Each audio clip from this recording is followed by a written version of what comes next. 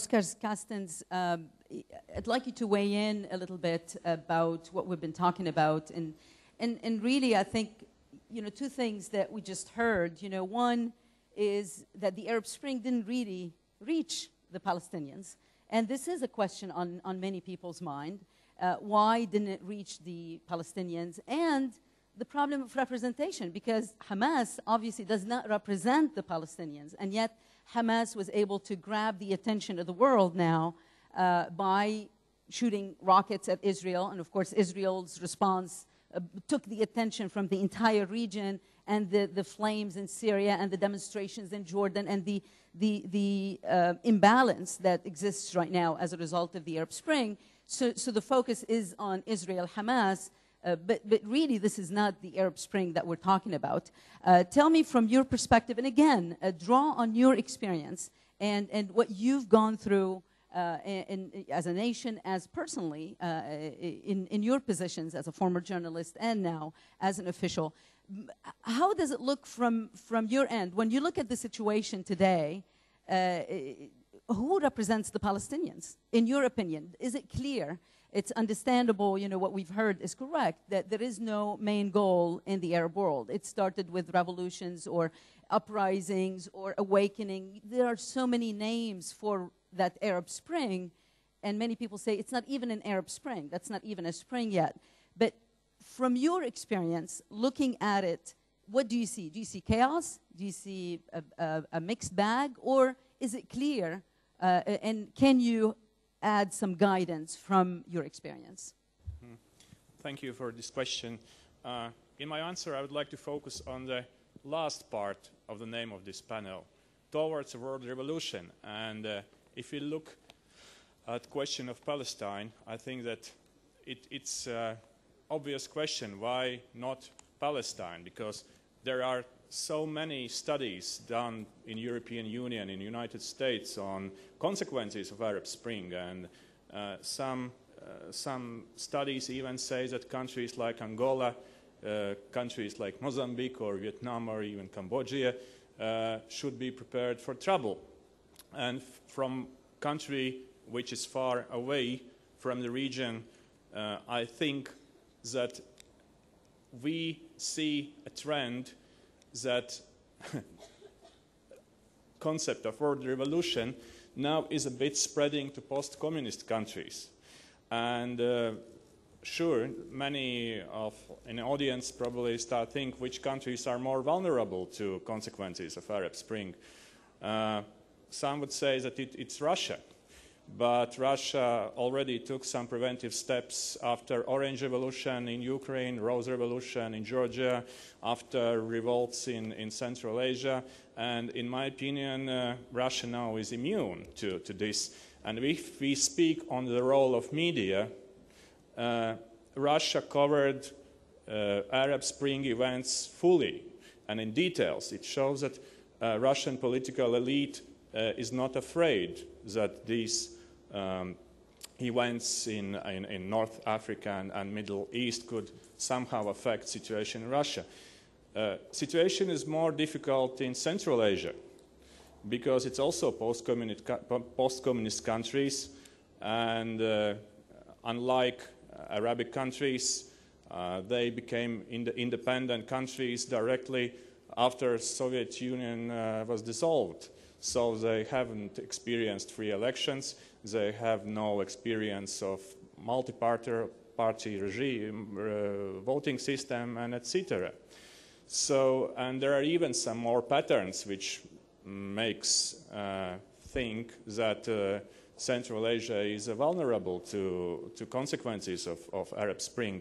It is a high unemployment, really high birth rate. For example, population of Uzbekistan in last 2,000 years has increased from 20 million to 29 million, almost 30. High unemployment, corruption, nepotism, and but I think that also Central Asian countries have drawn some lessons from revolutions in former Soviet Union, which I mentioned, as in Ukraine and in Georgia. and these countries are also more or less prepared to something unexpected. But I just would like to remind that the slogan "Islam is a solution" is not popular not only in Egypt, but also in some countries of Central Asia.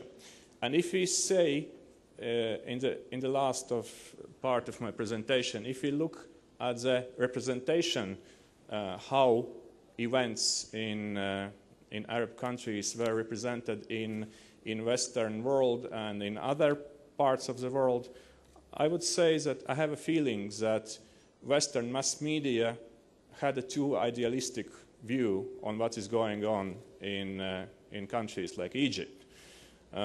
Because sometimes Western media depicted demonstrants as freedom fighters and almost as liberals in the making.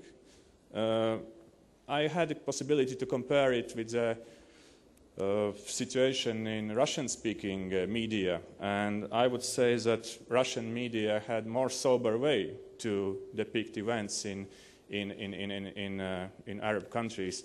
And in the very end, I would say that I think that if we look at these regions which I mentioned, which are vulnerable to Arab Spring consequences, I think that evolution is better than revolution. Thank you. Rodi Kratz, I'm going to come to you in a second. I want to remind our audience that after this, after Rodi's presentation, we're going to open the floor for you to ask your questions. Obviously, this is about the Arab Spring, so we'd like to hear some Arab voices asking our great speakers, asking them any questions on your mind. But remember that we're talking about representation. So this is about the image that the Arab world is sending out internationally through the Arab Spring or the uprisings or awakenings, any term that you choose for it, and also through the developments, the latest developments. Rodi, I want to talk to you about the role of women in the Arab Spring.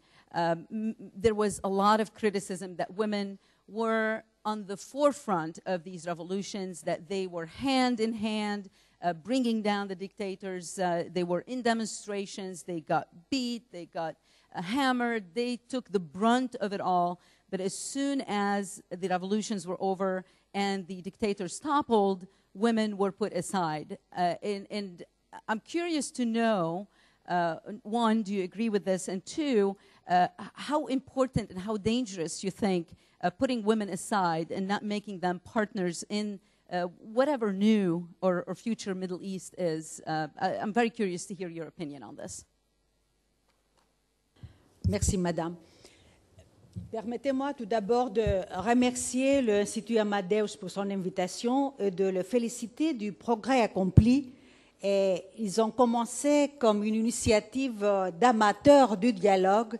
Et aujourd'hui, le MEDEIS est une plateforme incontournable de partage, d'échange et de dialogue. Permettez-moi aussi, Madame, tout d'abord de réagir en tant que membre du Parlement européen impliqué dans les questions euro-méditerranéennes du processus de paix au Moyen-Orient au niveau de votre première question. Je pense que nous avons tous et toutes, de tous les côtés, notre part de responsabilité à la résolution du conflit et à la paix dans la région euro-méditerranéenne et dans le monde, parce que c'est un conflit à dimension et à l'importance mondiale, le conflit palestino-israélien. Les États-Unis, j'espère qu'après les élections, vont jouer un rôle à l'auteur des aspirations de la communauté internationale, mais l'Union européenne tout d'abord. L'Union européenne, le premier contributeur en aide humanitaire, aide au développement, à l'autorité palestinienne et aux communautés des Palestiniens dans toute la région, doit avoir le courage de jouer un rôle à l'auteur de son potentiel, ce que veut dire une position unique envers la crise et dans le sens de la politique extérieure de l'Union et dans le cadre également de l'Union pour la Méditerranée. De l'autre côté, il y a une part de responsabilité aux pays arabes eux-mêmes. les pays du Golfe, avec leur potentiel, leur importance économique et politique, comme elles s'émergent dans le monde, doit aussi essayer de poser d'une manière profonde et sincère. Mais les Palestiniens eux-mêmes, par leur unité, par leur combat sincère et fraternel, vont aider la cause et obtenir une crédibilité, une notoriété dans la communauté internationale. Quant aux pays méditerranéens, les pays qui vivent au quotidien les frustrations de ces conflits et les conséquences aussi dans leur paix et situation sociale interne, je suis sûre que la consolidation du processus de la démocratisation qui a commencé après le printemps arabe vont être en mesure d'aider leurs frères palestiniens et de jouer un rôle politique comme l'Égypte essaye de récupérer le terrain aujourd'hui. Alors, soyons sincères, nous devons travailler chacun de son côté et tous ensemble pour arriver finalement à la fin du conflit. Parlons de démocratie. 2500 ans après que le principe et la pratique ont été découverts dans mon pays, la Grèce, permettez-moi cette fierté, est partagée avec la communauté internationale aujourd'hui parce que la démocratie est une valeur internationale. Et parler aujourd'hui encore de démocratie, c'est la preuve que la démocratie est une œuvre inachevée. À vrai dire, la démocratie a été déjà dit, et je pense que je le partage avec votre audience. La démocratie n'est pas seulement le produit d'un régime, mais la forme d'un système électoral. La démocratie est une œuvre au quotidien et les pays arabes de la Méditerranée et les pays européens aussi, avec leurs propres défis, nous le vivons aujourd'hui à un moment historique, je pouvais dire. La place des femmes est un indicateur dans toutes les sociétés du niveau de la qualité de vie et qualité de démocratie vont ensemble. Je dois vous signaler, madame, que j'ai beaucoup travaillé, j'ai un grand respect pour les femmes de pays arabes de la Méditerranée. Et je sais qu'elles sont, je ne suis pas très sûre qu'elles ont fait la révolution à côté des hommes pour les droits des femmes. Ils ont fait pour la liberté d'expression, pour la prospérité, pour un avenir plus clair et plus prometteur pour leurs familles, pour leurs enfants. Mais peu à peu, elles découvrent plutôt, et c'est ça, elles constituent une minorité, les femmes qui ont fait un combat pour les droits des femmes, comme on les vit, on les considère au nord de l'Europe. Mais peu à peu, elle prend conscience du rôle des droits des femmes dans la consolidation de ces nouvelles étapes qu'elles sont en train de construire. Et je rencontre des femmes qui me disent qu'elles sont vraiment mises à côté et qu'elles se font vraiment des soucis pour l'issue de ce processus au niveau de leur liberté. Il y a même une détérioration dans certains pays. Mais je pense qu'elles sont majoritaires, les femmes qui croient en cette révolution et en l'avenir de la conquête de leurs droits. Parce qu'elles me disent, et je l'ai noté, je l'ai dit publiquement plusieurs fois, qu'elles préfèrent avoir la possibilité de revendiquer, de rêver et de combattre que de se sentir obligées d'être satisfaites avec les quelques droits, quelques prérogatives en leur faveur offertes par des dictatures. And on this note, I want to thank you. And before we go to the audience, and I hope that we have some audience members ready to ask questions. Before I go to the floor, I want to ask Mr. Zapatero a question. I saw you, I noticed you were nodding your head several times at many suggestions that we've heard here today, I want you to tell me what was going on in your mind when you were nodding. What is it that hit you the most about what can be done? And let me remind those who don't remember that when you were Prime Minister of Spain, you did join the coalition in the Iraq War in 2003, but also you were one of the first to pull your troops out. So although that made you very unpopular with the Bush administration at the time, but you're seen as someone who knows when you can participate and when it's time not to. So tell me what was going on in your mind, and what do we learn from everything we heard today?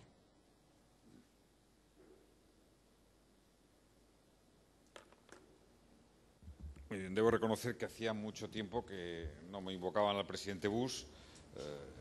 Según lo ha recordado la moderadora, he tenido algunos reflejos de aquel momento en el que retiré las tropas de Irak. Es verdad que no le gustó nada al presidente Bush, nada. Pero siempre pensé que aquella intervención al margen de la legalidad internacional no nos traería más que graves problemas. Bueno, se ha hablado mucho sobre la democracia. Casi el título del debate es la democracia. Yo desearía decir dos cosas al respecto. Primero, la democracia es legitimidad, es autogobierno y es solidaridad. En Europa, hoy, tenemos un problema grave de crisis económica que afecta a un tercio aproximadamente de los países, con movimientos sociales importantes de protesta, de rechazo,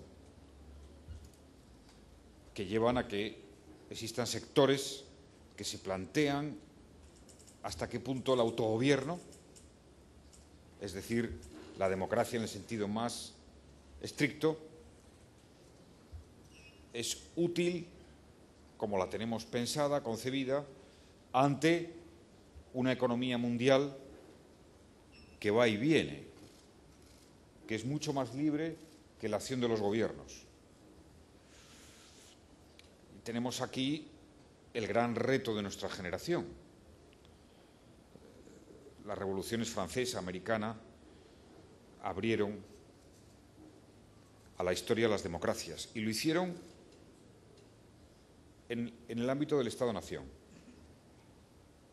Era suficiente y además aportaba una gran legitimidad, porque la identidad de un Estado, de un pueblo con homogeneidad histórica, cultural, facilitaba la solidaridad. Facilita el que haya un reparto, una redistribución solidaria. Ahora, los Estados-nación son insuficientes para realizar el principio del autogobierno democrático. Son insuficientes porque su poder en una economía transnacional con una formidable libertad de movimiento de capitales no es suficiente. Por tanto, el gran debate en este momento histórico, al menos en las democracias avanzadas y en las democracias europeas, es cómo formular una democracia que supere, que vaya más allá y que ocupe el espacio que ha ocupado la economía, la revolución tecnológica, los mercados. Porque sólo así podrá realizarse esos tres principios: legitimidad, autogobierno y solidaridad. En el caso europeo es muy claro. O la Unión Europea avanza para actuar como un país con poderes reales, o la crisis económica permanecerá indefinidamente. Y Europa no será un actor relevante en la economía global. Los países de las primaveras árabes nacen ahora a la libertad, a la democracia. Aún intuyen lo que es el autogobierno, aún acarician la idea de legitimidad de sus gobiernos, están ensayando y todavía ven muy lejos ese componente de solidaridad porque gran parte de estos países todavía tienen condiciones económicas y fiscales muy limitadas.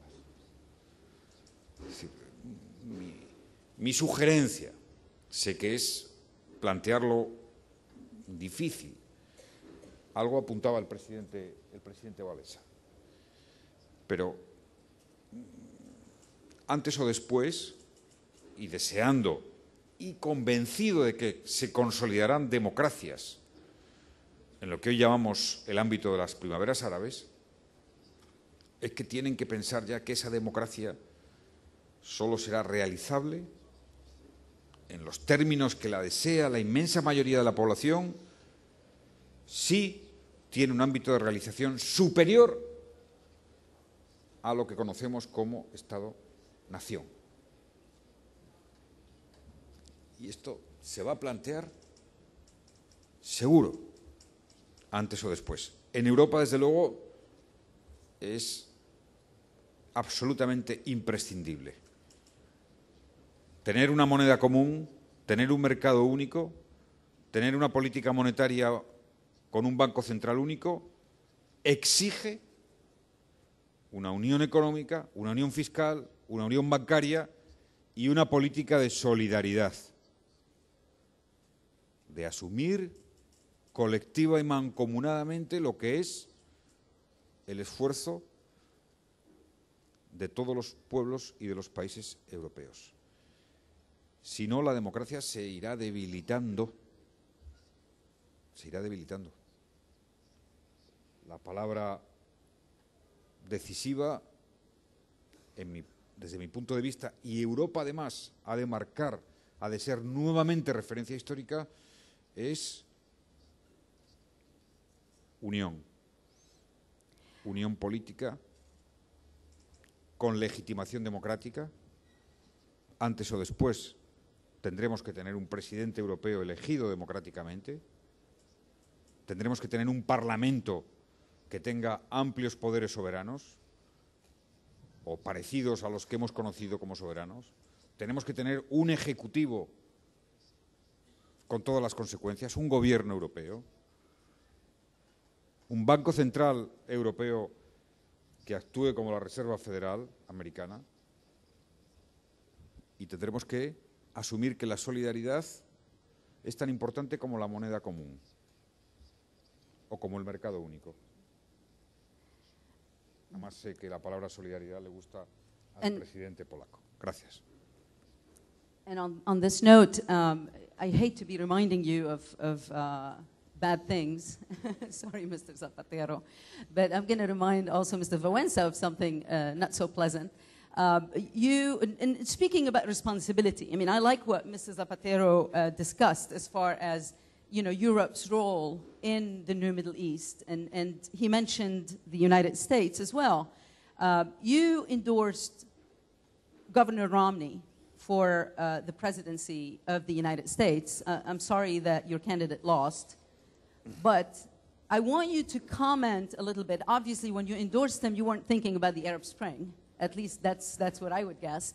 But now that Obama got a second term in office, and we are facing this major, major crisis in the Middle East, on top of the Arab Spring, how do you think the U.S., and although it's not your candidate who's at the helm, but what were you expecting President Romney to do? Do you think President Obama should be doing in his next term?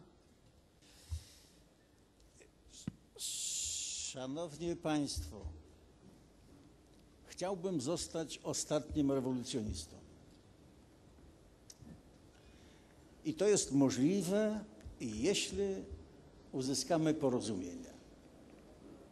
Świat jestem całkowicie przekonany, potrzebuje innych programów i innych struktur. To, co się wytworzyło do końca XX wieku, szczególnie w Europie, to się skończyło. To była epoka państwo, kraj, rywalizacja, wyścig szczurów, ktoś nazwał. Znosimy granice, robimy w dużo tematach państwo Europa, bo nie mieścimy się z tą technologią. Nie mieścimy się w tych państewkach. Stany Zjednoczone zostały jedynym supermocarstwem. Przewodzą światu militarnie. Przewodzą ekonomicznie, choć słabną, ale nie przewodzą moralno-politycznie. Kiedy wybierano Obamę, bardzo się cieszyliśmy, a ja szczególnie, ale Obamę nazywałem reforma, nie Obama, reforma Ameryki i świata. I to się nie stało. Świat, jeszcze raz powtarzam, świat potrzebuje czytelnej ekonomii. Nawet jeśli będziemy się nie zgadzać z prezydentem, zbuntujemy związkowców i ludzi pracy i naprostujemy go, ale tylko w czytelnej ekonomii, a nie w jakiejś zamazanej. Obama zamazał ekonomię, nie zaprowadził żadnego porządku ani wizji, a supermocarstwo to wizja. I druga rzecz. Świat dziś potrzebuje wybrania kierunku. Czy idziemy lewicowym kierunkiem, a więc na wolnościach, na wolnym rynku i prawo, czy jednak obecny świat mówi, nic nie zbudujecie. Musicie uzgodnić wartości. Wartości między religiami, wartości między niewierzącymi, ale wspólne dla was wszystkich. Bierzcie przykład z przepisów o ruchu drogowym. Dlaczego każdy z nas może jeździć po całym świecie? Bo samochody są podobne i przepisy. To jeśli chcemy jeździć w demokracji, to nie może być, że kobiety nie mają prawa.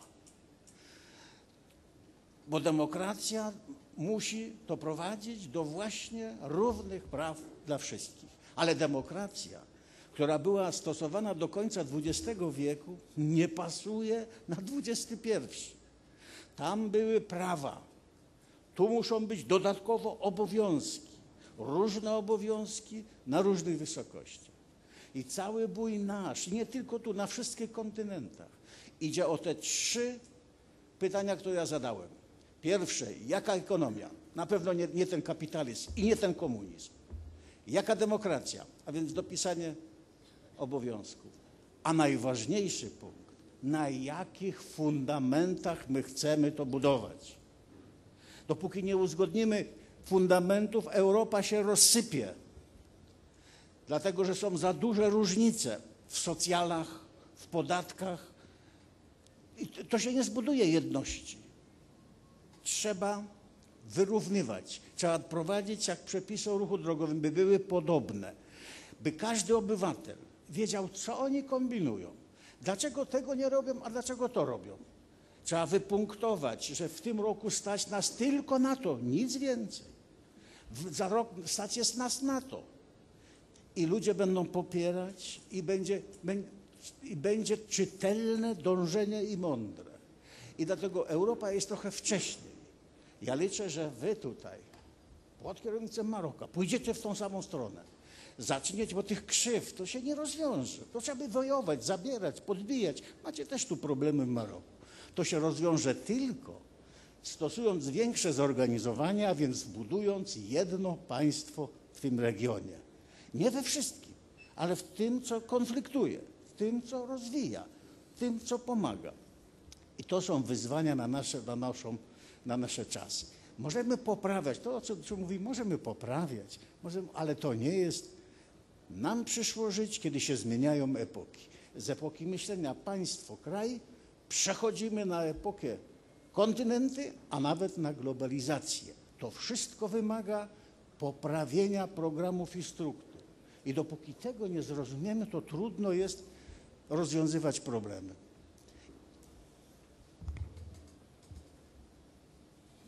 Także Ramley, wrócę do tego, Tylko dlatego go popierałem, że był człowiekiem wartości, innej religii jak ja, ale wartości, a świat potrzebuje wartości, i miał czytelny system ekonomiczny, chociaż się z nim nie zgadzałem, ale jako związkowiec wiadomo, pogadamy, ale ty pokaż czytelny system ekonomiczny.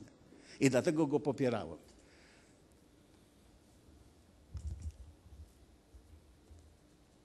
Well, thank you very much. I'd like to turn to our audience, and if we have the microphones ready, I think we have a few people here. We can start with the lady in the second row. Oh, I'm sorry, the gentleman in the second row. Yes. No, in the back. Let's start with him. Yeah. Yeah, thank you. And if you can just identify yourself, you can stand if you like, and identify yourself, and Okay. please, no statements. I don't need to remind you of this, just questions. Ok. Yes. Mourad El Ajoussi, bon, voilà, chercheur en études euro-méditerranéennes.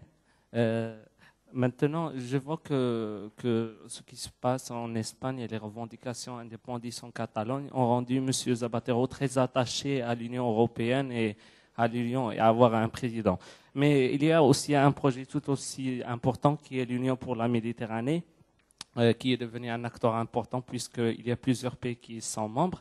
Donc la question, comment, puisque l'Union, il s'avère qu'il ne s'est pas réuni depuis 2008 et ce qui se passe à Gaza, il aggrave les choses. Donc comment faire pour relancer l'Union pour la Méditerranée et le rendre un partenaire de changement et de développement dans la région MENA? Sure. Actually, I'd like for you and Mr. Zapatero to speak about this, because both countries, both Greece and Spain, are going through some, major changes as well, and demonstrations, and a lot of anarchism is happening. Excusez-moi, madame, je voudrais répondre, si vous voulez, je peux parler d'autre chose, mais je voulais répondre à la question posée. Au niveau de l'Union pour la Méditerranée, ce qui n'a pas été réuni, c'est le sommet, le chef d'État, pour des questions que nous connaissons très bien. Mais l'Union marche, l'Union pour la Méditerranée marche. Il y a des réunions au niveau parlementaire très intenses, toujours avec des projets. Et voilà, nous avons un intérêt du nord et du sud de la Méditerranée à alimenter et à dynamiser ce processus. Mais bien sûr, nous avons besoin d'un sommet aussi de l'Union pour la Méditerranée pour donner des directions et un nouveau souffle à ces projets. Bernardino, you have something to say? Oui, je voudrais ajouter qu'effectivement, l'Union pour la Méditerranée marche, mais elle ne marche pas tellement. Il faut se dire, la vérité. Il faut être sincère, et nous, les Européens, devons travailler avec nos partenaires de l'autre côté de la Méditerranée. À mon avis, si l'Union pour la Méditerranée ne marche pas, c'est parce qu'elle a perdu un certain élan politique qui, paradoxalement, elle avait avant, quand c'était le processus de Barcelone. Il y a des raisons pour cette transformation. On a essayé de passer d'un projet comme à Barcelone, un projet basé sur deux projets spécifiques, concrets, pour changer la réalité sur le terrain. Mais il y a eu une hétérogénéité politique qui était l'existence d'Israël et les États arabes qui a beaucoup ralentissé l'Union pour la Méditerranée. Et actuellement, après les printemps arabes, cette hétérogénéité politique augmente.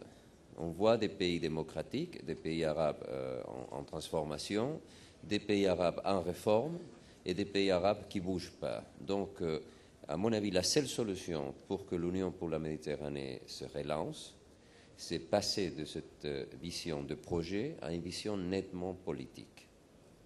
Il faut que la démocratie, que le processus démocratique soit au cœur de l'Union pour la Méditerranée, qu'elle devienne une union de démocratie.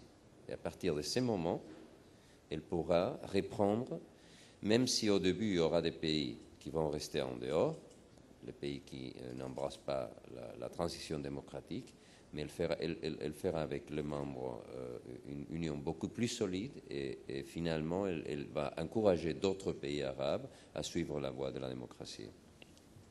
All right, and would you like to add something, please? Sí, brevemente. La Unión por el Mediterráneo es más necesaria que nunca como proyecto compartido por Europa y los países del Mediterráneo. Más necesaria que nunca porque la primavera árabe y los países que en gran medida están abriendo este nuevo escenario, como todos los que se han citado aquí, necesitan imperiosamente tener un anclaje de su política exterior con una agenda de prioridades. Y en esa agenda de prioridades hay que decir a los países del Mediterráneo, a los países del mundo árabe que han protagonizado en gran medida la primavera árabe y a todos los demás que su agenda prioritaria en política exterior debe ser Europa. Y la Unión Europea necesita más que nunca su vocación, relación y posición en el Mediterráneo, que por cierto es su gran posición histórica, donde más realización comercial ha tenido la Unión Europea ha sido siempre el Mediterráneo. El conjunto de los países que podemos denominar de la primavera árabe, mediterráneos del mundo árabe, suman 200 millones de habitantes, la Unión Europea prácticamente 500, es una gran alianza comercial, política. Pero debo decir,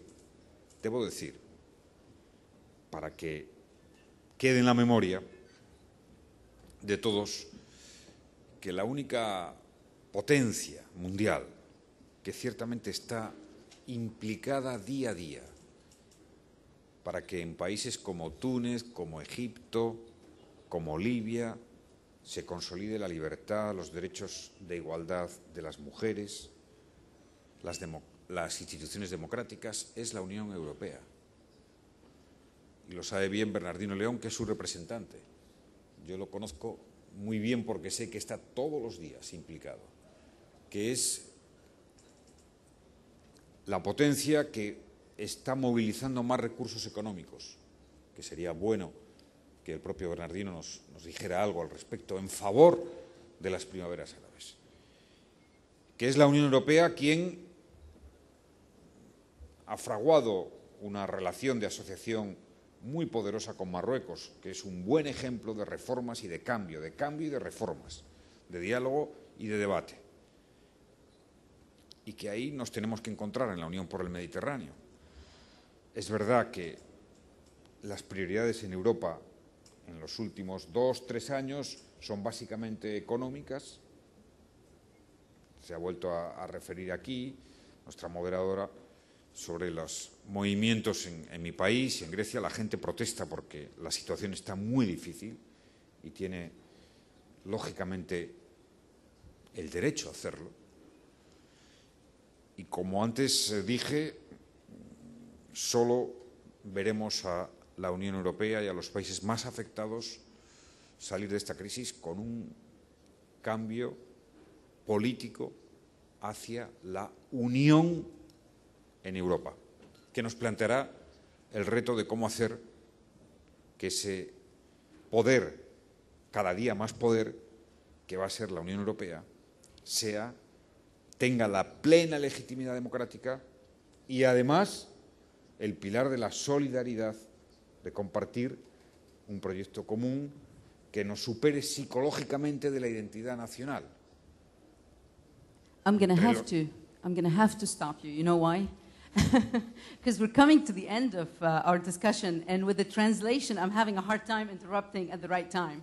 So forgive me for this interruption. But if we can keep the answers short, because we're coming to the end of this. Mr. Wałęsa, you can answer, but please do me a favor and keep it short so we get more questions from the audience. I promise them questions.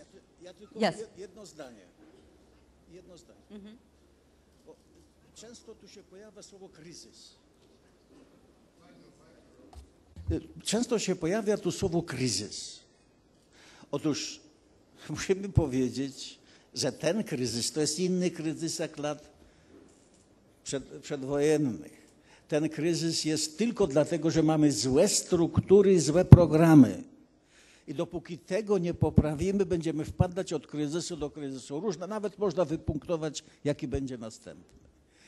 I dlatego też poprawmy programy i struktury, dopasujmy do tych czasów, nie do państw, tylko do regionów i do globalizacji, a kryzysy, nie będzie takich kryzysów, jak dzisiaj je obserwujemy.